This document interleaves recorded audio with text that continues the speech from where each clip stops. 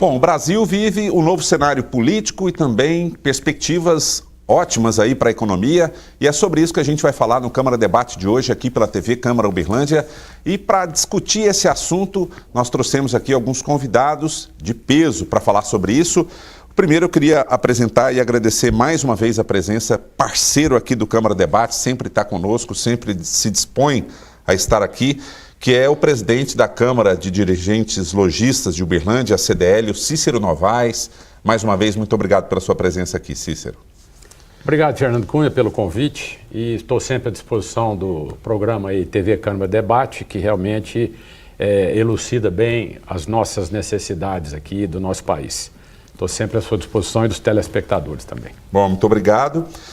Hoje aqui conosco também o diretor da ACIUB, que é a Associação Comercial e Industrial de Uberlândia, e trabalha nessa área financeira, que é o Roberto Espolidoro. Muito obrigado pela sua presença aqui, é a primeira vez conosco, mas espero que não seja a última, e a gente agradece muito a sua disponibilidade de estar aqui. Roberto, muito obrigado. Eu que agradeço, Fernando. Estamos aqui em nome da ACIUB, para colaborar com vocês aí sobre as informações, a nossa perspectiva aí para o ano, como que a gente tem de novidade para acontecer. Bom, e especialista na área de finanças e é economista, nós trouxemos aqui a primeira vez conosco também o Fábio Machado, que é economista. Fábio, muito obrigado por ter vindo lá, parar o seu trabalho, estar aqui conosco, é uma honra para nós. A gente agradece de coração, obrigado mesmo. Obrigado, Fernando, eu que agradeço o convite e estou à disposição aí para contribuir no debate. Bom, e a gente sabe que o Câmara Debate sempre tem aqui a presença de um ou dois vereadores, e hoje a gente trouxe o Ronaldo Alves, que é agora, nesse ano de 2019, nesse biênio 2019-2020, o novo ordenador de despesas da Câmara e faz parte da mesa diretora, e a gente agradece mais uma vez a sua presença aqui, Ronaldo. Muito obrigado, viu? Eu que agradeço você, Fernando, quero comentar também os convidados, o Cícero, o Roberto e o Fábio, e todos os telespectadores que estão aí ligados à Câmara Debate. Estamos aqui mais uma vez com bastante tranquilidade para que nós possamos levar a informação necessária para a nossa população. Bom, então muito obrigado a todos vocês, e você em casa, muito obrigado também. E a gente sabe que nesse ano de 2018 foi meio turbulento, eleições e muita incerteza, principalmente na área da economia. E depois dessa eleição do novo presidente do Brasil, parece que deu uma clareada, o pessoal está mais otimista. E eu queria saber da opinião de vocês, assim, de cada um, se o cenário é realmente favorável, se o Brasil tem expectativas aí para melhoria nesse quesito. O ano de 2018, Fernando, a gente começou com muita expectativa também, A gente viu um cenário, todo mundo acreditava que o Brasil iria crescer fortemente e tal, mas acabou que não aconteceu, Houve uma queda muito brusca a partir de dois eventos que marcaram muito, o ano de 2018, principalmente a greve dos caminhoneiros. O Brasil vinha até bem, Até houve esse movimento muito brusco. E também essa questão das incertezas que vieram com as eleições, Foi um cenário também que atrapalhou bastante a economia, Então isso aí acabou que prejudicou muito o nosso ano, mas mesmo assim, 2018 ainda conseguiu, no final lá, ainda dar uma respirada, E encerramos o ano, a gente tinha uma expectativa de PIB aí de 3%, acabou encerrando em 1,3% positivo, então assim, dos males o menor, E 2019, que é o nosso ano agora, o cenário é bem diferente, o cenário está muito otimista, o mercado está bem acreditando, Então assim, está com tudo, Um novo presidente, um novo governo, nova Câmara, bastante renovação, e uma participação da população também muito forte, via as redes sociais, e isso tudo tem repercutido muito positivamente no país. Então, a gente já está vendo aí, começamos o ano muito forte, a Bolsa batendo recorde, então a gente está com muita expectativa. Ô Cícero, e o comércio? Assim, eu não sei se dá tempo ainda de fazer uma previsão, mas você sente que os comerciantes estão otimistas? É como disse o Roberto, o ano de 2018, que a gente esperava alguma coisa, por falta talvez da legitimidade do presidente anterior, nós não tivemos a oportunidade de fazer com que houvesse esse alavancamento do comércio, do serviço e de todas as outras atividades do país. O que nós acreditamos é que Em 2019, considerando a plataforma que foi defendida pelo nosso presidente atual, Bolsonaro, ela promete muito trabalhar a economia. E nós acreditamos o seguinte, que se você trabalha a economia, você trabalhando as empresas, né, você vai dar um impulso diferenciado no empreendedorismo, né, em toda a atividade econômica, principalmente nas micro, pequenas e médias empresas, que é isso aí que está precisando de ajuda. Nós temos hoje cargas pesadíssimas, né, que todas essas empresas hoje carregam, né, principalmente no que diz respeito à parte de impostos, essa parte referente à burocracia exagerada, leis enormes e difíceis de serem cumpridas, problemas sérios na justiça e na justiça trabalhista, que são duas coisas que realmente impactam diretamente e que nos traz o que a gente chama de insegurança jurídica. E pelas promessas do nosso ministro da Economia, o Paulo Guedes, que isso tudo vai ser consertado, ou seja, vai ser reparado. Nós acreditamos que nesse início de governo existe realmente uma possibilidade muito grande disso acontecer, porque o governo está sabendo dialogar com o Congresso, né? Porque o nosso Congresso não é fácil, ele é muito heterogêneo. E com 35 partidos fica mais difícil ainda. E tomar o caminho certo e as medidas certas demandam o quê? Um trabalho muito grande desse convencimento do Congresso. Acreditamos, sim, que até o meio do ano a gente vai ter muita coisa modificada e aí sim o Brasil vai alavancar e nós teremos uma diferença muito grande do que vinha acontecendo para a economia como um todo. Fábio, a perspectiva é essa mesma? Você está analisando sempre aí o mercado? Sim, com certeza. A gente tem, pelo menos hoje, propostas de um governo e que vem de encontro ao que o país precisa para voltar a caminhar nos trilhos, principalmente da economia, né? A gente tinha antes um governo que até por muitos anos gastou mal, um governo federal que gastou de uma forma exagerada, que gerou um déficit fiscal para o país, um déficit que lá atrás gerou inflação, fez com que os juros, que o Banco Central tivesse que subir juros para conter essa inflação, isso derrubou a atividade econômica também, né? Então o déficit fiscal ele foi o propulsor disso tudo que vem acontecendo e que gerou essa estagnação econômica e até esse retrocesso. Então hoje a gente tem um governo que promete, pelo menos propor reformas, é lógico que não depende só do presidente ou do ministro da Fazenda colocar essas propostas, depende também de um Congresso trabalhar em conjunto, aí vem de encontro ao que o Cícero falou, de colocar isso em pauta, fazer realmente acordos com o Congresso, que a gente consiga aprovar reformas para que ajuste o lado fiscal da economia e o país volte a caminhar e ter recursos que sejam gastos de forma correta.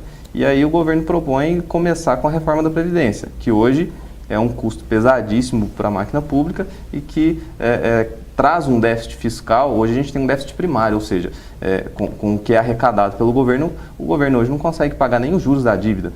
Então, a gente até 2012 tinha superávit fiscal, hoje a gente tem déficit fiscal, déficit primário. Então, realmente é necessário esse ajuste, é necessário um ajuste forte, com reformas estruturantes que coloquem o país no trilho novamente. Hoje a gente tem essa promessa, a gente tem pelo menos isso em pauta, isso na agenda do governo, e isso traz esse otimismo nesse momento. A gente não tem nada concreto realizado, mas a gente tem essa expectativa que se realize.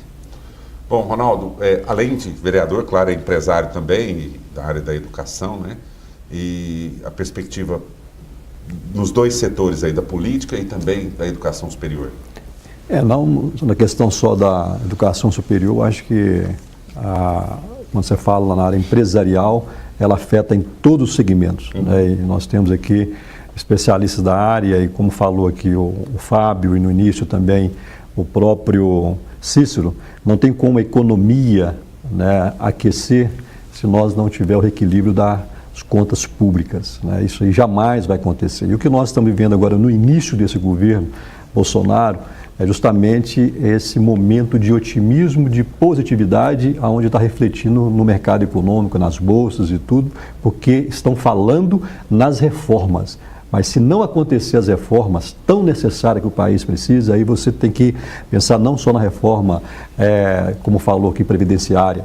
Nós temos que pensar na reforma fiscal, tributária, trabalhista, né, para que o país possa sedimentar e ter uma tranquilidade para que os investimentos estrangeiros também possam vir com tranquilidade para o nosso país. Porque o nosso país é um país imenso territorialmente falando, continentalmente falando, é um país que absorve e pode absorver muito ainda, né, a questão de novos horizontes, as barreiras internacionais. Haja vista, você pega a Tailândia, por exemplo, né, quando você pega aí esse último avaliação que teve de turistas, foram 35 milhões de turistas na Tailândia.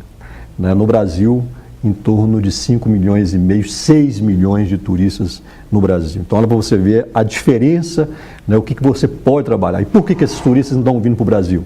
Né, estão indo para a Tailândia, por exemplo, um exemplo que eu estou dando, como também tem outros países. Certo. Questão de segurança, o país preparou para receber o turista. Então, são políticas que tem que ter, que nós temos que trabalhar, o potencial em cada área para que nós possamos ter um país sedimentado, um país que possa crescer, um país que possa realmente dar tranquilidade, né? A questão também da segurança jurídica, que nós vivemos hoje, uma segurança jurídica muito grande. Né? Então, são fatores essenciais e estigmas, né, ao longo da história cultural, né, que nós tivemos por parte de vários governos no nosso país, que tem que mudar. O momento é outro. Né? Você pega o estado de Minas Gerais, tem 3 estados hoje na federação, que são estados que estão em crise profunda. Rio Grande do Sul, Rio de Janeiro e Minas. Desses 3, Minas é o pior. Minas está literalmente quebrada. Né? Então, foi o quê? Fruto de uma herança, uma forma de governo de pessoas que estiveram à frente irresponsáveis com a coisa pública. E aonde hoje eu estou assumindo essa responsabilidade, saindo de vice-presidente da mesa diretora e agora ocupando esse biênio, né, a ordenadoria, onde nós vamos ter um orçamento na casa de quase 54 milhões, onde nós temos reunido com todas as diretorias dentro do Poder Legislativo para que nós possamos conter gastos, né, e aplicar esse dinheiro de uma melhor forma possível para que nós possamos dar exemplo. Eu acho que é isso que nós temos que agora trabalhar e junto com a iniciativa privada. Eu não vejo, eu sempre tenho cobrado isso, tenho participado da CDL, tenho participado também na CIUB, né, não só enquanto parlamentar, mas enquanto também empresário. O Ciro tocou num ponto primordial, que eu tenho defendido na Câmara, tem vários projetos meus que nós falamos aqui já em outros momentos, que nós atuamos na área empresarial, na área do empreendedorismo, principalmente para fazer valer a lei da micro e pequena empresa, porque hoje 98% da empregabilidade e renda do país hoje vem do micro e pequeno empreendedor.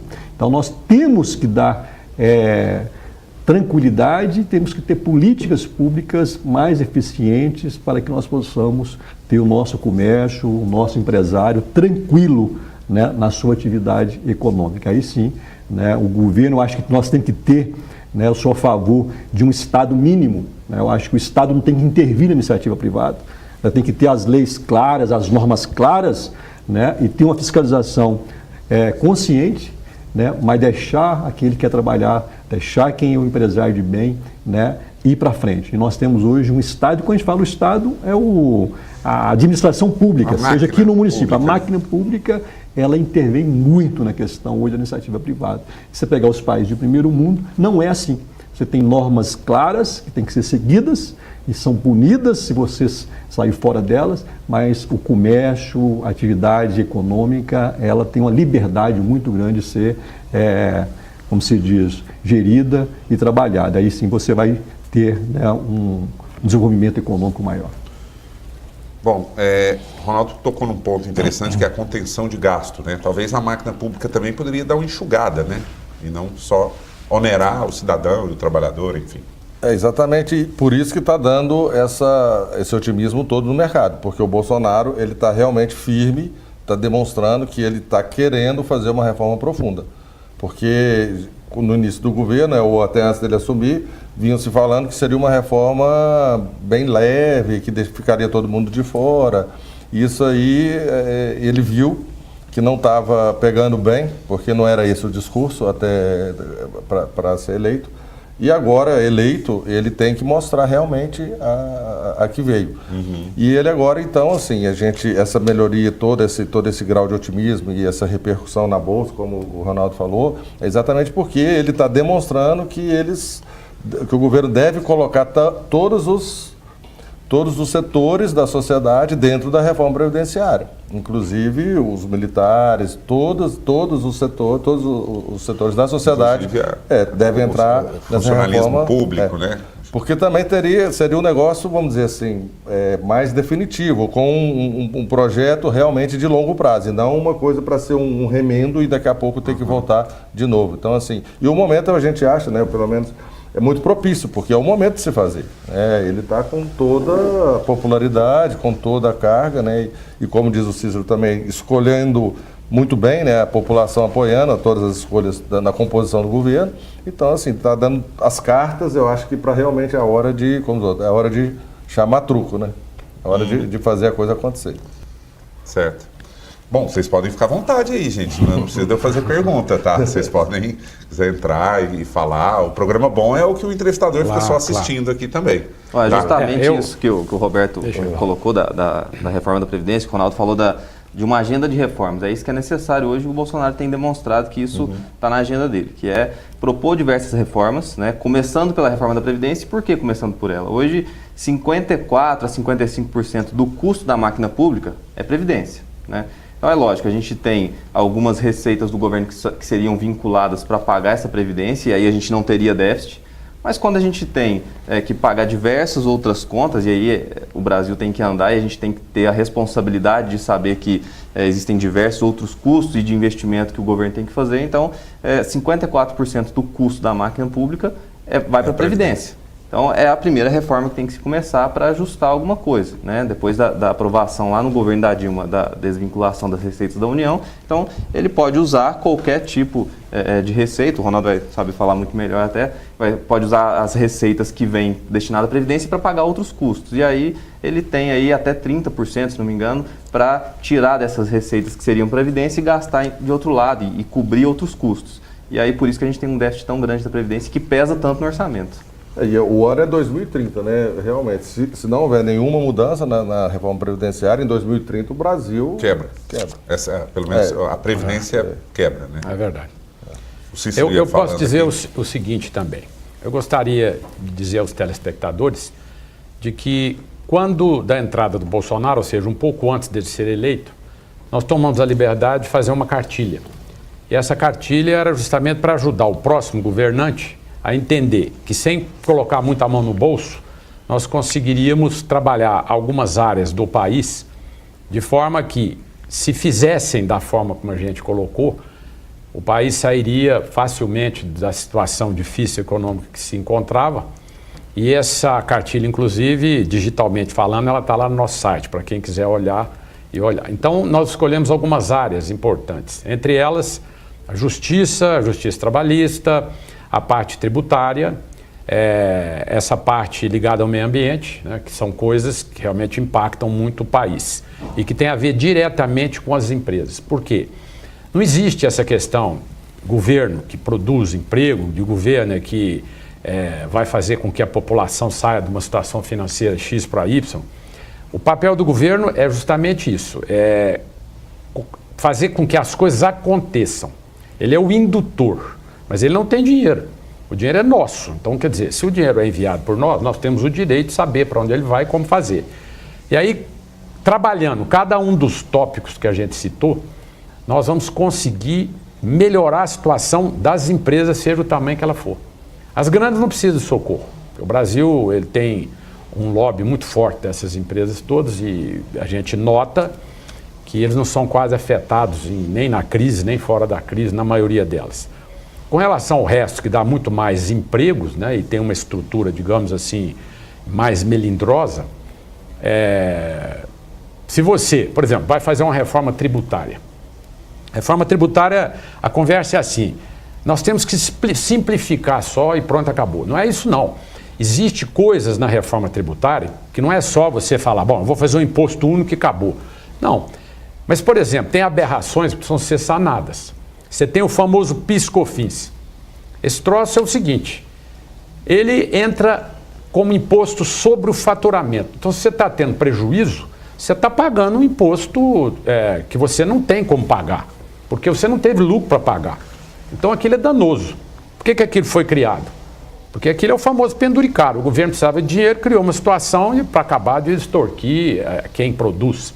A mesma coisa o CSL, né? Quer dizer, contribuição sobre o lucro, social sobre o lucro. De onde é que saiu isso? Você já está pagando o seu imposto baseado no lucro que você oferiu? Não, agora tem uma outra cota que é a social, e que no fundo não vai para social coisa nenhuma. Aquilo é outra aberração. Assim como existe em outras áreas também. Por exemplo, na área trabalhista, que é outro entrave. Além de você ter um monte de encargos pesadíssimos, você tem a famosa multa sob fundo de garantia. O que é multa sob fundo de garantia? Agora chega a 50%. Por quê? No início era 20%, porque aí visava quem? A indústria automobilística. Porque mandava às vezes 2.500, 3.000 funcionários embora, na época que entrava alguma crise. Muito bem. O governo então disse, como que a gente vai fazer para coibir um pouco esse negócio de mandar tanta gente embora? Cria-se uma multa sob o fundo de garantia que a pessoa tenha, que é uma forma de coibir. Mas ele não pensou, por exemplo, nas micro, pequenas ou médias empresas. Ele criou uma regra para a grande e acabou. Só que nós somos completamente diferentes, né? E isso aí gerou o quê? Um oportunismo de outros governos que vieram, que foi crescendo para 30, para 40, agora em 50. E agora estava lá no Supremo Tribunal Federal essa discussão, se podia ou não pagar esses 10% a mais que vai para o governo. Não vai para o trabalhador, vai para o governo. Então isso aí são coisas que aconteceram ao longo do tempo que precisa ser limpa. Segundo Paulo Guedes, ele quer diminuir o imposto incidente sobre as empresas de 34% do PIB para 15% do PIB. Se isso acontecer, maravilhoso. Mas ele vai enxugar o quê? Tá certo? Então ele vai querer fazer com que a empresa tenha uma carga tributária bem mais em conta. O país está quebrado. Onde é que vai buscar o dinheiro para tampar a diferença que vai acontecer? Eu acho que é o que ele disse. Tem que buscar em cima de rentistas, de quem vive de renda, né? Porque eu acho assim, tudo no país tem que privilegiar quem trabalha. Você está trabalhando, está produzindo, você não pode ter carga para carregar. Agora, quem vive de renda, quem vive, por exemplo, em situações onde não existe isso de forma clara, aí sim pode ser realmente aumentada essa carga. Isso é o que ele está estudando. Se isso acontecer, eu tenho certeza absoluta que vai haver uma mudança generalizada em todos os aspectos. Então, igual a isso, eu acho assim, nós temos vários caminhos que poderão ser trilhados e que vai levar o país ao sucesso. Espero que a Câmara não impeça que sejam feitas as reformas realmente importantes. Às vezes, o governo tem que ceder. É o que aconteceu mês passado. O governo voltou a apoiar e manter os incentivos e os subsídios ao Nordeste. Então, vira aquela eterna situação. O filho era pequenininho, não tinha condição de andar pelas próprias pernas. Cresceu, ficou adulto, velho, de cabeça branca. E continua dependendo de subsídios e incentivos do resto dos irmãos, né? Fica pesado. Agora, por quê? Porque o Nordeste tem 8 estados. Cada estado daquele tem direito a 3 senadores. Então, tem 24 senadores. Quando você pega, praticamente, o estado de São Paulo, cuja população é parecida com o Nordeste, tem 3 senadores. Então, o governo tem que fazer o quê? Algum tipo de graça para o Nordeste poder apoiar uma reforma que interessa a todos os brasileiros. Então, esse é o problema da política. Se isso aí surtir efeito, beleza. É isso que eu espero que aconteça, né? E o Bolsonaro está tentando levar isso de uma forma, vamos dizer assim, pelo menos competente, né? Porque ele tem praticamente 32 anos que ele trabalha na política, né? Então ele está unindo os dois lados para ver se consegue sair e ajudar a todos nós que trabalhamos. Isso é que é o mais importante. E também está herdando um país, né? Nós ficamos aqui 12 anos com um socialismo, né? E isso prejudicou, encareceu muito para ser empresário. Está muito pesado, a carga está muito bruta. Os tributos, o peso, o fardo está muito pesado para quem produz, para quem gera renda, para quem gera emprego, né? Tudo o governo faltou, vai tirar dos empresários.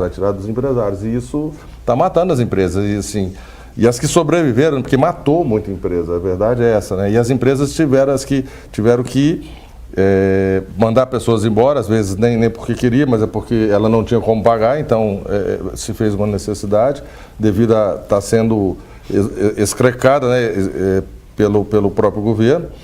E isso aí gerou esse desemprego gigantesco que a gente tem no país, né? Como o brasileiro é muito criativo, né, e não se dá por vencido, né? Então, assim, foi se criando empregos informais e tal, foi todo mundo se virando, né? Tá espalhando, frita uma coxinha e o povo vai dando os pulos para poder sobreviver. Muita gente empreendendo também, né? Empreendendo, assim, às vezes nem porque queria, não, porque realmente foi obrigado, foi jogado para o desemprego. Isso aí fez com que as empresas murchassem, né? E aí faltou dinheiro para o governo de novo, ou seja, criou um círculo predatório, né? E isso aí agora é que a gente está tentando ver um outro horizonte, porque com esse massacre, né, que os empresários sofreram e esse grande desemprego que aconteceu, o que nós temos hoje, o cenário do Brasil hoje para 2019, as empresas estão enxutas porque tiveram que se ajustar, elas estão enxutas, elas estão com capacidade de produção ociosa, porque tem muita máquina parada, porque não tinha consumo, né?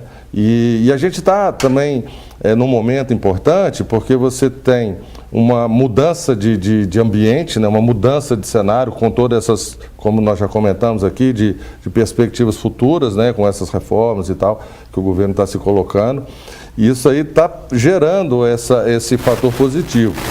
E, ou seja, assim, teoricamente, o Brasil está preparado, pode vir esse consumo que a gente precisa, né? As empresas precisam e isso não vai faltar. Vindo essa demanda que está todo mundo aguardando, né? As coisas realmente vão voltar para os trilhos e tal. E de uma maneira talvez mais ajustada, porque as empresas já se ajustaram com menos gente fazendo as mesmas coisas, então ela tem a capacidade, às vezes, de ganho de produtividade, uma série de coisas que pode trazer retornos para gerar mais emprego, né? Que é o que o país precisa, né? De emprego. E não é a curto prazo isso, né? Não. Não tem perspectiva de curto prazo, né? Não, o Brasil, para consertar tudo que está estragado, vai demorar. Vai demorar. Mas pelo menos começou, né? Porque a gente não tinha nem essa chance, né? Agora pelo menos a gente tem essa chance. Nem perspectiva não tinha. Nem tinha perspectiva. Agora a gente tem e tá todo mundo animado, tá todo mundo disposto e isso é muito bom, porque o índice de confiança hoje do empresário industrial, ele tá muito positivo, entendeu? Tinha acho que, me falha a data, mais de 30 anos que não tinha um índice de confiança do empresário. Então, assim, isso faz com que vai ter investimento, vai vir coisa boa, entendeu? Assim, só que precisa destravar tudo, né? O Ronaldo também comentou. Para vir o dinheiro estrangeiro, os estrangeiros estão com excesso de dinheiro lá fora, tem dinheiro para vir, mas o cara não quer pôr o dinheiro aqui, onde não tem segurança jurídica, onde não tem burocracia, a burocracia é muito grande também no Brasil. Como é que ele vai pôr? Então ele fica pondo em outros lugares. Só que agora a gente está vivendo um momento também no mundo, porque as outras economias que aceleraram bastante, agora elas estão começando a desacelerar. Então a gente tem vários países, né, de desenvolvidos que estão com dificuldades, que estão entrando em processo de queda. Assim como os Estados Unidos, a própria China, né? A China, o PIB foi 6,6%, ou seja, é gigante, né? Frente ao nosso é gigantesco, mas para eles tem muitos anos que não tem um PIB desse. Isso é pífio para o crescimento da China, 6,6%. Então isso traz oportunidades para o Brasil, porque se o Brasil fizer o dever de casa, tem um investidor para trazer aqui. Se a gente conseguir fazer as reformas que são necessárias, todas as reformas que já foram comentadas aqui, tributária e tal, política e etc. Então esse dinheiro vai aparecer. E o Brasil está tudo por ser feito. Os outros países já estão tudo pronto. Você vai fazer uma rodovia, pista dupla lá na Tailândia, não sei como é a Tailândia, mas nesses países desenvolvidos não tem muito mais o que fazer, já está tudo pronto. Aqui tem tudo para fazer, está tudo errado. Então, assim, tem muita gente com dinheiro, boas empresas para virem para cá. E eu acho que esse movimento até já está acontecendo. Essa ida mesmo do Bolsonaro em Davos, né, ele teve várias reuniões, né? A própria União Europeia também está, o Banco Central não consegue tirar o subsídio que eles colocaram, porque não vai sustentar. Então, assim, eles estão precisando ainda de incentivos lá fora. Outro ponto também, Roberto, eu acho que é importante salientar, até no final da fala do Fábio, quando ele falou sobre a questão do limite do gasto da máquina pública, com o pessoal, né, até inclusive avançando em recursos que poderiam vir para investimentos, né? Isso tem que tomar um cuidado muito grande. Isso aí tem várias prefeituras que já estão com endividamento lá em cima e o Estado está dessa forma, né? A gente está aí vendo o Estado de Minas deplorável na forma de investimento. Agora, uma coisa importante também que o Brasil precisa ter atenção é a questão da educação. A educação ela nunca foi tratada como primeiro plano. Nós temos hoje um país que tem um potencial, como nós estamos falando, é claro que as reformas necessárias para isso acontecer, isso aí é inevitável, né, porque é o reequilíbrio das contas públicas, né, mas você pega também, nós temos que relembrar os governos, você pega a época do governo Fernando Henrique, né, que naquela época não existia reeleição ainda, né, quem inclusive entregou o mandato para ele era o ministro da Fazenda do Itamar Franco, onde criou o Plano Real, deu estabilidade econômica no país, mas a partir dali tinha as reformas necessárias que precisavam acontecer. Mas quando ele chegou no poder, o que aconteceu? Ele deslumbrou pelo poder, ele quis mudar a nossa Constituição Federal, né, fazer valer a reeleição, que até aí não existia reeleição no país. Em vez de ele preocupar com as reformas que o país precisava, para que o Plano Real pudesse sedimentar, e nós estaríamos hoje bem lá à frente, ele foi preocupar com a reeleição, foi onde começou a compra de votos dentro do Congresso Nacional para mudar, né, aquela emenda constitucional para que pudesse ter a reeleição. E a partir daí todo mundo sabe da história, foi onde a crise, né, desemprego veio, isso naquele momento, e aonde o governo PT, o governo Lula, conseguiu chegar no poder que até então não chegava, né? Então o povo desempregado, né, o povo clamando por um salvador da pátria, aí chega o Lula e consegue chegar no poder. Então nós temos que fazer um retrospecto também político daqueles que estiveram lá atrás e não deram esse segmento. E hoje eu vejo o Brasil, né, você deu o exemplo da China. A China hoje tem 1/3 da nossa população mundial, né, cresce 6,6% o PIB dela e eles estão ainda achando que é pouco. Você pega a Coreia, então você pega os tigres asiáticos, o que eles investiram? Você pega a China, né, de 50 anos atrás e pega a China de hoje. Você pega 50 anos é uma geração, né? Então há 50 anos atrás a China estava perdida, ela estava desencontrada. A superpopulação mundial totalmente desencontrada. O que a China fez? Investiu na educação, investiu na tecnologia, né? E passou a ser esse país hoje, né, exportando e chegando a brigar, né, ser um dos maiores países hoje do mundo. Então o Brasil ainda está muito aquém. Você pega hoje, nós estamos em ranking, nós estamos em 60º, né, se você for olhar, atrás, inclusive, de países semi-desenvolvidos, com relação à questão de matemática, questão de português. Então, nós precisamos preocupar com a educação. Se nós não tivermos a reforma necessária, o momento positivo de uma transição de um governo que entra com esse momento agora, que um clamor popular, um clamor do país, para que nós pudéssemos ter um país, né, sendo governado por pessoas honestas, sérias, éticas, a questão também, né, o que aconteceu dentro a resposta no Congresso Nacional, as mudanças que teve, mas só isso não vai adiantar, né? As reformas necessárias, sim, mas nós temos que pensar em outros pontos do Brasil para que nós possamos também pensar no país, né, não a médio prazo simplesmente, mas a médio e longo prazo, para que nós possamos ter um país, sem dúvida nenhuma, sedimentado e possa caminhar para um país de primeiro mundo. Eu gostaria de complementar um pouco aqui a fala do Ronaldo, no que diz respeito a duas coisas. Uma é sobre educação, que nós temos o mesmo tipo de pensamento, de que o Brasil precisa realmente avançar nesse lado da educação, coisa que não foi feita. Ou seja, o Brasil até então ele preocupou muito em abrir novas universidades, novas faculdades e colocar toda a população com condições de cursar curso superior. Isso não existe, isso é utopia e não vai funcionar. Porque hoje você tem aberrações como, você pega um engenheiro e aí você pega um técnico, não é? Ele ganha mais do que um engenheiro. Você pega um artesão que trabalha com sapato, um sapateiro de bom nível, né? Ele ganha mais do que aquele engenheiro que está trabalhando. E outra coisa, como se formou muita gente em escola que não tinha competência para estar aberta, você tem essa mão de obra fraca.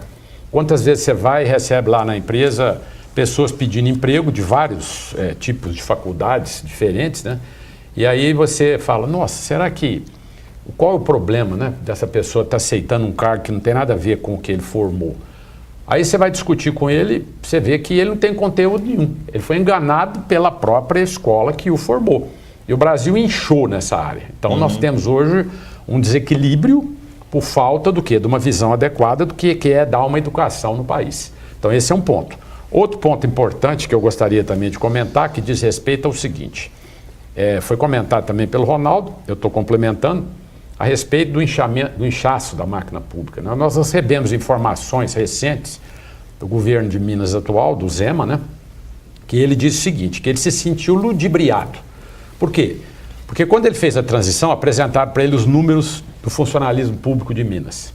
Era em torno aí de 520 ou 540 mil pessoas que era o todo do funcionalismo em Minas. Tanto aqueles que eram concursados, como também os comissionados. Muito bem, à medida que ele foi adentrando aí, se foi descendo em profundidade, chegou-se à conclusão seguinte, que esse número é de quase 800 mil, porque tinha formas espertas, digamos assim, de camuflar essas pessoas. E significa o quê? Que primeiro, tem que enxugar, mandar muita gente para a rua. Quer dizer, eu imagino que o Zema deve já ter isso em mente, de mandar uns 300 mil embora. E ao mesmo tempo, a gente chega à seguinte conclusão, que houve uma burla clara do que diz respeito da lei de responsabilidade fiscal. Principalmente pelo seguinte fato. Quando você produziu esse nível de despesa para a receita que o Estado produz, significou 82% da receita do Estado foi para o funcionalismo. Sobrou o quê? Quase nada, porque o resto é para manter a máquina pública, aluguel, a estrutura do governo e tudo. Então eu pergunto, o que ele fez com relação à infraestrutura, com relação às outras áreas que o Estado deveria? Nada. Então o Estado está quebrado meritoriamente, deve mais de 30 bilhões, que é uma loucura, e tem um outro problema. Eu li anteontem que o Supremo Tribunal de Justiça definiu que se um empresário diz que está devendo impostos, e está claro que ele deve mesmo, por exemplo, ICMS, eu sei que eu devo, não posso pagar. Aí nós temos que separar. Se o funcionário está realmente sonegando, se a empresa está realmente sonegando, é uma coisa. Agora, e se a empresa tiver em dificuldade financeira? Eu não estou pagando credor, eu também não estou pagando funcionário, eu estou apertado numa situação assim pré-falimentar. Colocar tudo no mesmo balaio. E disse o seguinte, que a partir de agora, os estados têm a condição de levar isso para o lado criminal e colocar os empresários na cadeia. Agora, isso ele já definiu lá o Supremo Tribunal de Justiça, que é apropriação indébita. Quer dizer, ele pegou um recurso que deveria ser repassado para o Estado, que é o imposto devido, e não separou aquele que realmente não pode passar, porque ele não tem nem dinheiro para fazer nada, e aquele outro que está sonegando, não fez nada disso. Segundo ponto, vamos falar do Estado de Minas. O governador anterior tem uma lei clara que diz o seguinte, o ICMS produzido no município ele tem que ser enviado para o Estado, que pega 75% disso e 25% ele reenvia para o município, que é do município. O governo de Minas não fez nada disso. Então ele apropriou-se indebitamente 25% do dinheiro dos municípios. Muito bem. Qual que é a punição dele? Zero. Então por que o empresário vai ser punido agora e o governador não vai? Segundo lugar, prefeito da cidade de Uberlândia, por exemplo, falou numa reunião que ele teve comigo da seguinte forma. Eu entrei na justiça processando o Estado porque não repassa o dinheiro. E o Estado disse que não tem, porque gastou o que não era dele, e agora não repassa. Então, o Estado foi condenado a ter uma multa diária. Aí eu falo, mas o Estado somos nós, quem paga os impostos somos nós. E aí o que acontece? O governador sai incólume e o Estado é que vai o quê? Bancar as multas diárias. Então, um tiro no pé não resolve para nada. Aí eu disse, não é assim que resolve. A solução seria o seguinte, você mudar a lei, né, do Estado, através da Assembleia, dizendo o seguinte, quando se pagar o ICMS, em vez de mandar para o Estado repassar, manda a parte do Estado, que é 75% para o Estado, 25% vai direto para o município, está feito, resolvido o problema. Não tem que ir e voltar. Né? Agora, isso é o seguinte, isso é uma situação que se repete em todas as áreas do país. E aí que nós estamos citando exemplo claro de insegurança jurídica que permeia o país. Não dá mais para tolerar que o poder judiciário seja o principal poder dos três. A gente sempre diz pela Constituição, cada poder é independente e segue o seu caminho. Hoje o judiciário ele encampa os outros dois e é lá que se faz a última palavra. E pior, os outros dois poderes, né, estão com ainda uma grande falta de credibilidade perante a população. Isso impacta diretamente a nossa economia, sim, entendeu? E precisa mudar. Depois dessa aí, silêncio total aqui, Silêncio né? total. Não, impacta Porque mesmo. é a realidade. O que ele falou, o Cícero falou um ponto, inclusive, que eu tenho falado, inclusive, em todas as reuniões que eu tenho oportunidade, até com nossos pares e também em outros momentos, seja com deputados, Assembleia Legislativa ou também no Congresso Nacional. Porque eu vejo que os três poderes, igual você citou, que é o Judiciário, o Executivo e o Legislativo, para mim o Legislativo desses poderes é o poder mais importante, né? Que é o poder legislativo, é que faz as normas, né? Ele que faz as leis, né?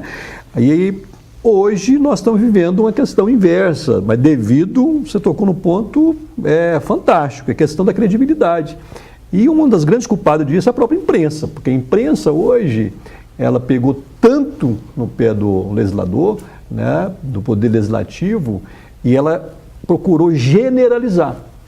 Então, hoje, o Poder Legislativo, quando você fala que você é vereador, quando você fala que você é deputado, né, quando você fala que você é um senador, então, a forma que a população vê hoje o seu representante, que é aquele que você realmente ouve, porque quando você precisa, Fábio, você enquanto empresário, enquanto cidadão, você vai bater na porta, né, de um vereador, né, de um deputado, seja estadual, um deputado federal, um senador, ele vai te ouvir, ele vai ser a sua voz na tribuna, né, para mover algo, né, em desfavor dessa pessoa. Você nunca vai bater na porta, né, do judiciário, da porta do juiz e ser recebido.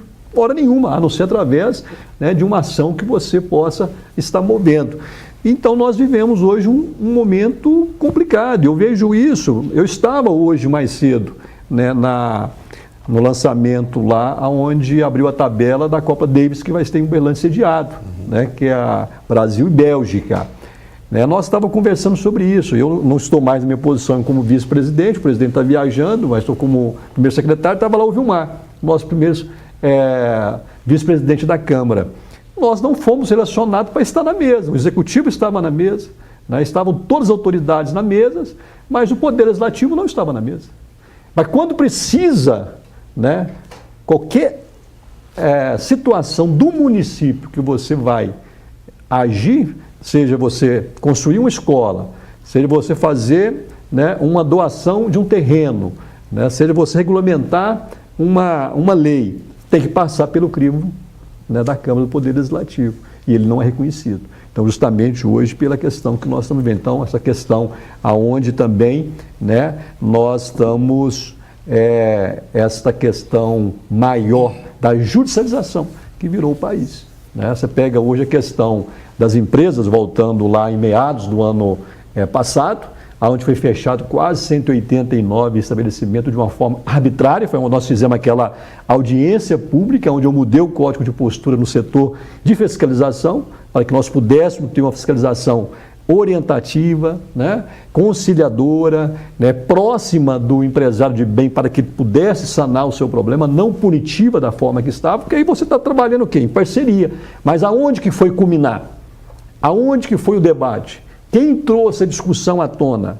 Quem fez a audiência pública e tudo? Foi o vereador que buscou o sentimento da sociedade, daquela classe empresarial naquele momento que estava com insegurança jurídica de empreender, que estava sendo afrontado pelo poder público. A partir dali, nós começamos, que até a CDL esteve lá presente, através do Cadu, acho que foi que representou lá vocês na época, estava a Associação Comercial Industrial também, né, estava a FIENG, estava o CID Comércio, então estava todas as entidades de classe e os empresários também que encheu a Câmara Municipal, para que nós pudéssemos, a partir dali, uma discussão ampla e chegar e fazer mudança no Código de Postura e do meio ambiente, no setor de fiscalização, para que nós pudéssemos dar segurança jurídica de uma norma, né, para que o comércio não fosse afetado. Aonde que foi culminar isso? No Poder Legislativo.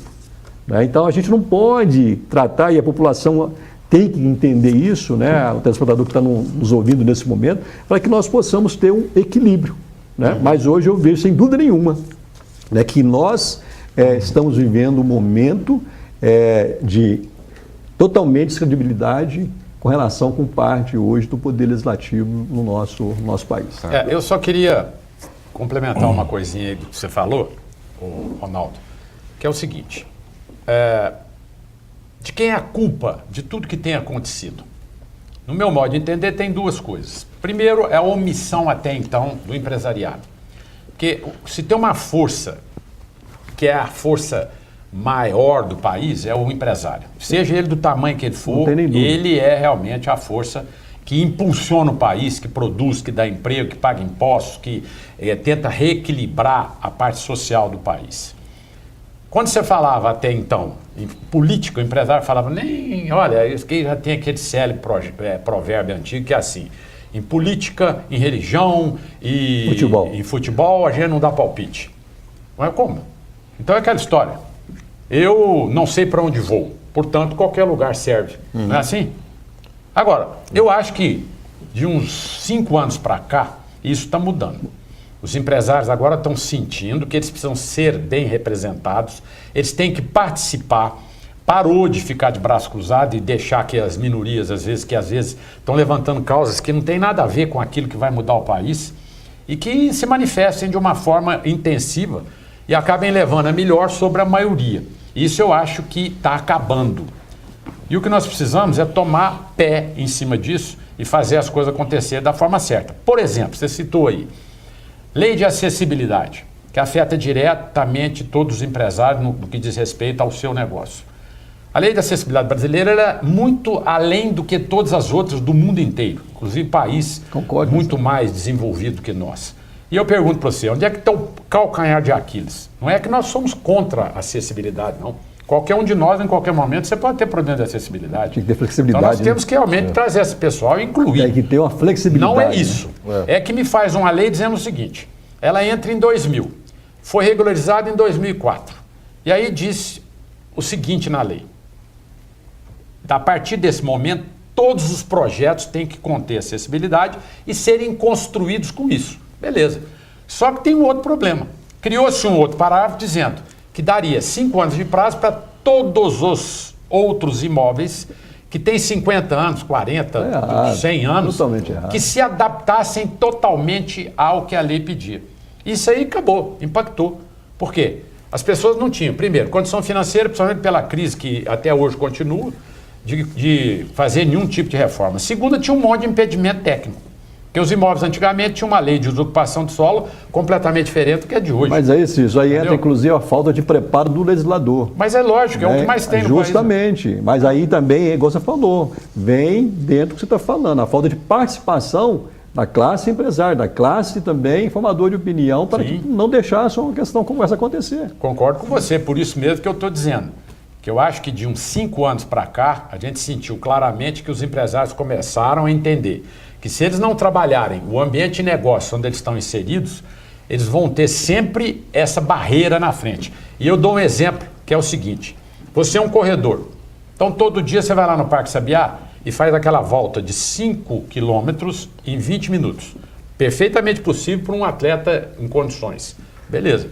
Aí vem o Estado, te coloca uma mochila de 10 quilos desse lado e outra de 15 desse. Ou seja, uma carga que não é sua. Mas ela foi colocada em você, a partir de agora você tem que carregá-la. E aí, no fim, ele cobra de você correr nos mesmos 20, você vai correr em 40. Quando você chegar lá com a língua para fora, você fala, nossa senhora, eu estou péssimo. Não, você não está péssimo, é que você não entendeu que te colocaram um monte de carga que não é sua. Então o momento agora é do empresário se posicionar e dizer, tira isso daqui que não é meu, e eu não aceito mais. Parar com essa história só de, eu expliquei o problema, mas eu não estou disposto a lutar. Como que não? Nós somos os empregadores, nós somos a força certa do país. Nós é que impulsionaremos isso aqui. E nós é que conseguiremos levar o país noutro patamar a ponto de reequilibrar o quê? Os problemas seríssimos sociais que nós temos. Quando se fala, por exemplo, hoje, que nós temos um problema seríssimo de segurança pública, temos mesmo. O desnível social ficou tão grande que o problema da criminalidade virou uma epidemia. Agora, se você conserta a parte econômica, aquela doença começa a se acertar e se reequilibra naturalmente. Não precisa dessa situação de ficar dizendo, nós temos que aguentar isso porque a gente é que criou. Não, primeiro que você tem que coibir o crime. Segundo, esperar que, num prazo, digamos aí, de 10 ou de 20 anos, você consiga criar uma situação de oportunidades iguais para aqueles que não têm a oportunidade de crescer, de prosperar, não é? A ponto de você equilibrar essa criminalidade que existe e que impacta diretamente sobre todas as nossas empresas e sobre a economia do país. A economia está na base, né, da situação. É a questão também, que eu acho que a gente já falou e tem que voltar nessa tecla, que é a questão do Estado mínimo. A gente tem que... Por que fica sobrecarregando os empresários e a gente já não aguenta mais? Porque o governo está gastando demais. Ele inchou, né, todo o maquinário do próprio Estado, ou seja, o funcionalismo. E com a sua incompetência tem que taxar. Exatamente. Então, E com, cultura, né, que foi criada. e com essa questão também de dar coberta, né, para todos os companheiros, e isso foi inchando, e o peso foi caindo em cima dos empresários. Isso basta, ninguém aguenta mais. E aí você acaba tendo, na verdade, a máquina pública comprometida com custo. E não sobra dinheiro para investimento, né? Que é onde gera retorno, onde vai gerar, inclusive, infraestrutura para que a economia consiga crescer, né? Hoje a gente tem muita ociosidade na economia, tem várias indústrias preparadas para produzir, e a gente sabe, se a economia voltar a crescer, a gente vai ter energia suficiente, o país vai produzir energia para a gente conseguir crescer, né? Então a gente tem problemas de infraestrutura, porque o governo não consegue realizar investimento e o dinheiro está todo comprometido com custo, com gasto, que não gera nenhuma produtividade. A grande prova, apagando incêndio, né? a grande diminuir, prova tem disso, você citou, o que o Fábio está falando, o Roberto citou no início, foi quando teve a greve dos caminhoneiros. Olha que a greve dos caminhoneiros impactou na economia do país.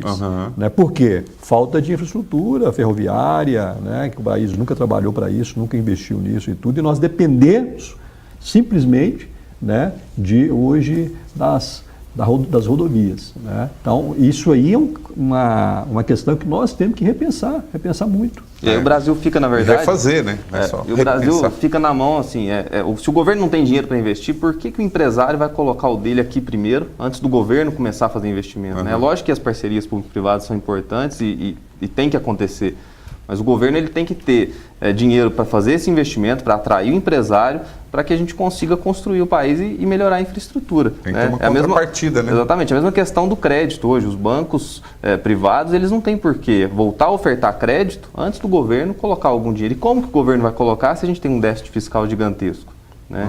Então o empresário está sempre no Brasil correndo mais risco que todo mundo, empregando, e ele sempre fica com a conta para pagar.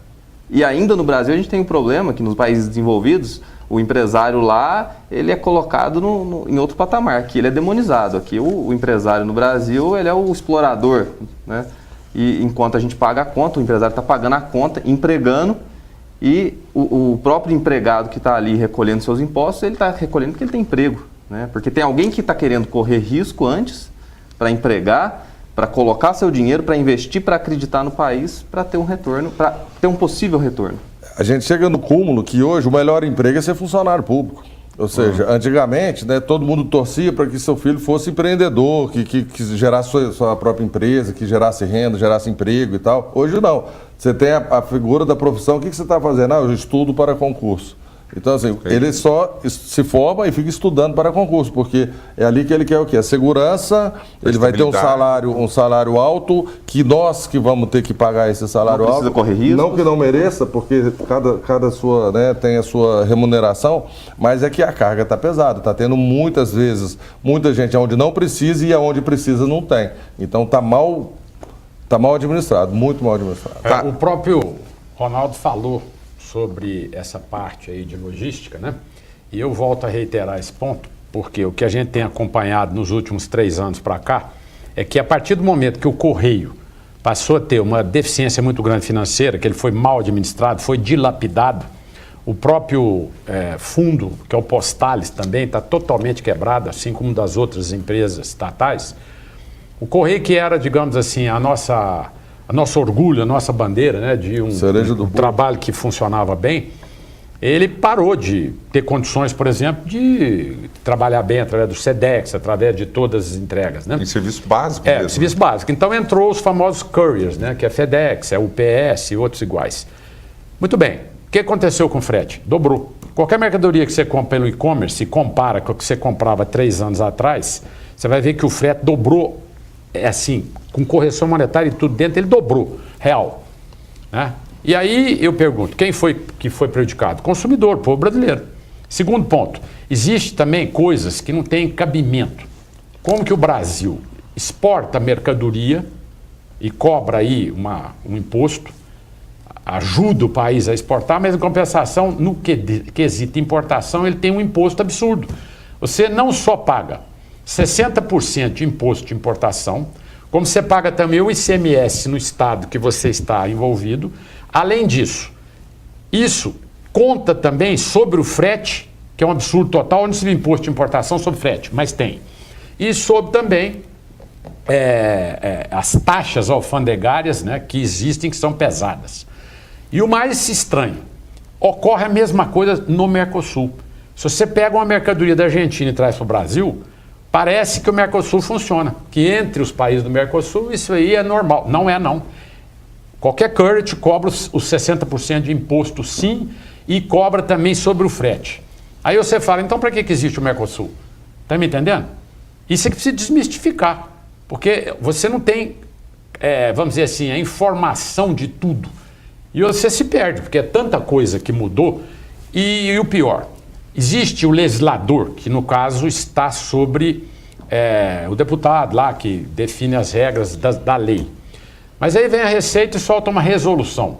Vem um conselho profissional, solta outra resolução. Que no final tem um poder tamanho da lei. E aí você é obrigado a se adaptar. Mas o que é isso? Era de um jeito, aí soltaram uma resolução para clarear aquilo que a lei definiu. Então é um absurdo. E a própria Constituição, ela acolhe tudo isso. Então está precisando o seguinte, realmente pegar a Constituição, pegar a parte boa dela e manter, e limpar a outra que está errada e que tem direitos em excesso e essas obrigações que deviam acabar. Então isso aí, hoje em dia, é definido como volta de ditadura, você não toca na Constituição, as coisas não podem ser assim. Por quê? Ninguém está pedindo para extinguir nada, a gente está pedindo para retificar o que está errado, só isso, né? A gente adora um país democrático, mas a democracia é do jeito certo. A democracia brasileira, ela é torta e ela não é uma democracia na acepção da palavra. E isso prejudica diretamente quem? A economia. É isso aí. A gente está já indo finalmente aí na consideração final, mas dos economistas aqui, né, presentes, eu queria só uma luz aí para o nosso investidor, né? É hora de investir ou espera mais um pouco? Como é que está essa situação assim? O cara deve estar pensando ali, não, e agora? O que eu faço? Logicamente que não é a verdade absoluta que vai ser dita claro, aqui, claro. Mas dentro de análise que vocês fazem. Bom, igual eu estive recentemente num seminário em São Paulo, participando de uma reunião só de assessores de investimentos, e nessas reuniões, assim, ficou muito claro o otimismo do mercado financeiro como um todo para o Brasil, né? Várias variáveis, né? Muitas variáveis estão positivas para nós. Como eu falei mais cedo, a questão mundial também, essas dificuldades lá fora, ou seja, isso tem dinheiro para vir para cá, isso com certeza trará um impacto muito forte, positivo para o nosso país, para todos os segmentos, porque aqui tem oportunidade, tem tudo para ser feito, então todos os setores vão ter seu momento positivo, desde a construção civil, que é um negócio que carrega o país, né, onde gera-se mais emprego e ficou muito tempo aí estagnado. Então agora isso tem que retomar, o Brasil precisa que o mercado imobiliário reaja, né? Isso já tem muitas perspectivas para isso, os próprios países das construtoras já vêm subindo também, refletindo esse potencial para o ano de 2019. Existe também algumas modalidades de fundos de investimentos imobiliários que você pode, se você às vezes não tem o dinheiro para comprar um imóvel todo, você pode comprar uma fatia daquele imóvel através de um fundo imobiliário. Então você pode ser dono de shopping, de hospital, de universidade, através desses fundos imobiliários, entre outros. Você pode, então assim, além desses setores, todos estão defasados. Então a gente tem muita oportunidade. A Bolsa, você vê que hoje, em janeiro, num mês, ela já subiu 11,5%. No ano de 2018, a Bolsa também foi positiva. Ela subiu 15,03% no ano de 2018. E foi o terceiro melhor investimento do Brasil, né? Só perdeu para o dólar, que bateu, foi o primeiro, e o ouro também, que foi o segundo. Mas o que é mais acessível para nós é o mercado financeiro como um todo, porque você compra empresa, quando você compra uma ação na bolsa de uma empresa, você se torna sócio daquela empresa. Você passa a participar do ganho daquela empresa, ou seja, ela é obrigada por lei de no mínimo 25% do lucro dela, ela distribuir para os seus sócios, para os seus associados, para os seus acionistas. Então, se você tem uma ação, você é um acionista minoritário, mas você é um acionista, então você participa daquele ganho dela, além se ela começa a ganhar muito dinheiro, ela começa a ter lucro, ela se valoriza, porque todo mundo vai querer ser dono daquela empresa, e a quantidade de ações ela é limitada, então você vai ter que disputar aquelas ações com outros, então isso faz com que o preço da ação suba e aquela empresa se valorize. E o Brasil, então, para esse ano de 2019, a perspectiva é a Bolsa. É o melhor investimento, um dos melhores investimentos que a gente tem apostado é a Bolsa. Por quê? Porque lá dentro tem todos os setores, lá dentro tem todos os segmentos, desde a construção civil, você tem universidades, você tem tudo lá dentro. Então, instituições financeiras, os bancos estão batendo recordes, né, novamente, históricos, de lucro, né? E quem está pagando essa conta? Então, assim, às vezes também é bom olhar outras oportunidades de investimentos, porque tem coisa mais barata onde você pode investir.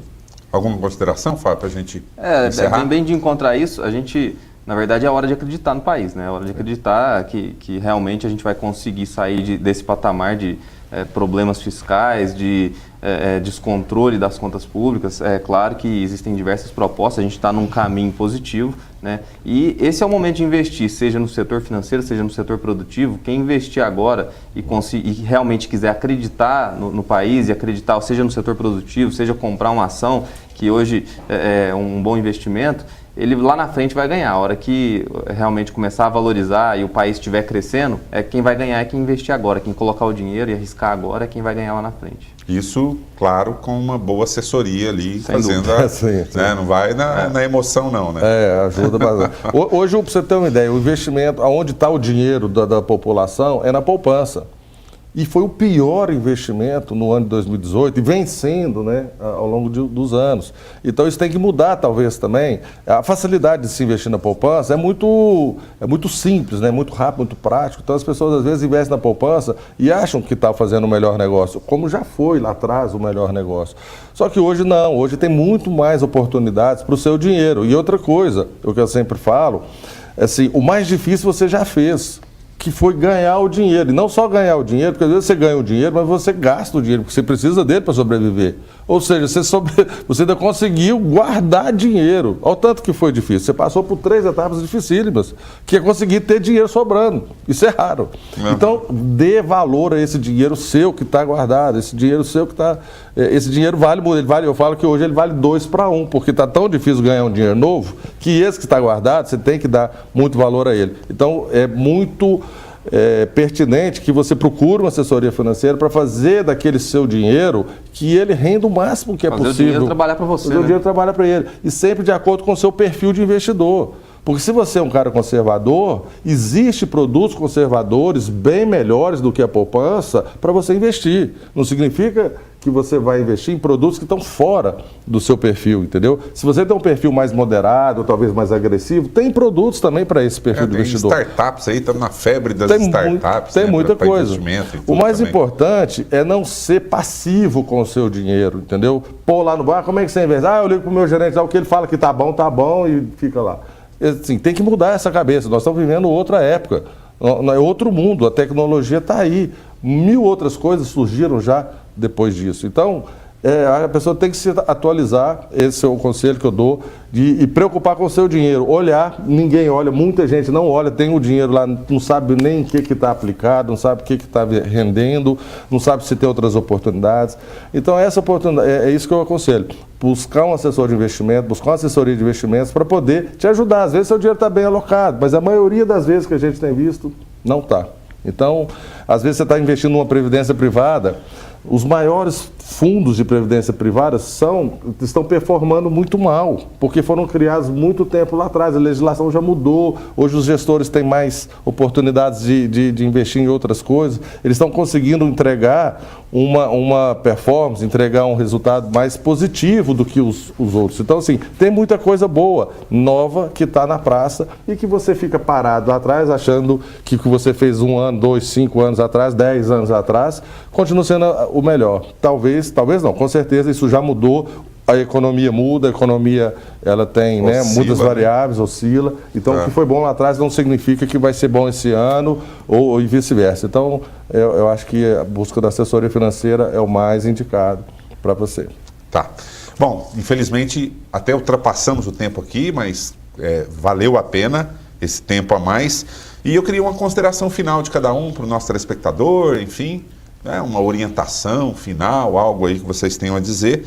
Agradecendo novamente aqui a presença do Cícero Novaes, presidente da CDL, Câmara de Dirigentes Lojistas de Uberlândia, sempre conosco aqui, trazendo esse ponto de vista otimista e também um pouco crítico, mas que vale a pena para que o nosso telespectador entenda a situação atual. Muito obrigado, Cícero, pela sua presença aqui. Bom, obrigado a você também, Fernando Cunha, aos telespectadores, estarei sempre à sua disposição quando precisar.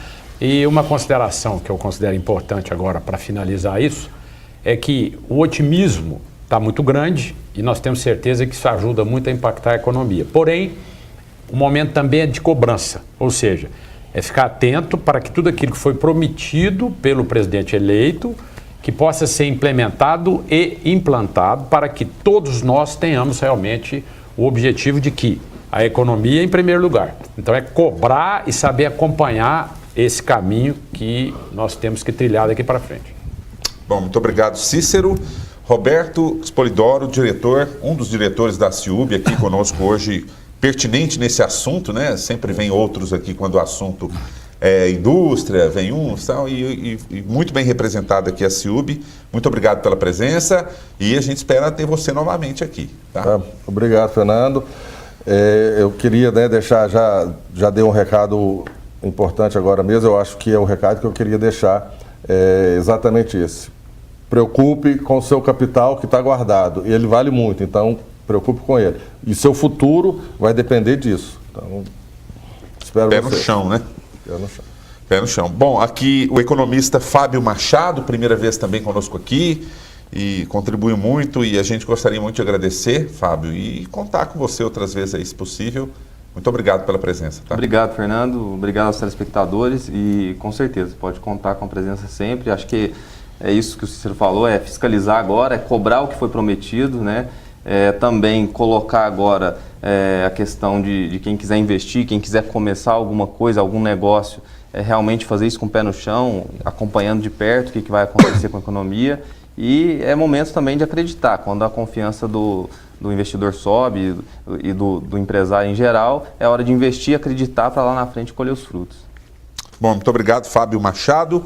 E aqui o ordenador de despesas da Câmara, vereador Ronaldo Alves. Muito trabalho pela frente aí, né, Ronaldo, desses 2 anos. E a gente agradece muito sua presença aqui. Muito obrigado. Primeiramente, eu quero cumprimentar você, Fernando Cunha, pela essa agenda de hoje.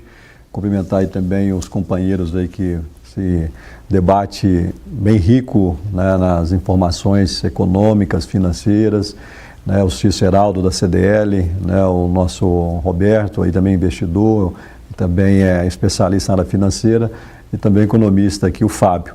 Dizer para os nossos telespectadores que é um momento, sem dúvida nenhuma, novo no Brasil, é um momento que nós precisamos continuar acreditando, né, acreditando sempre.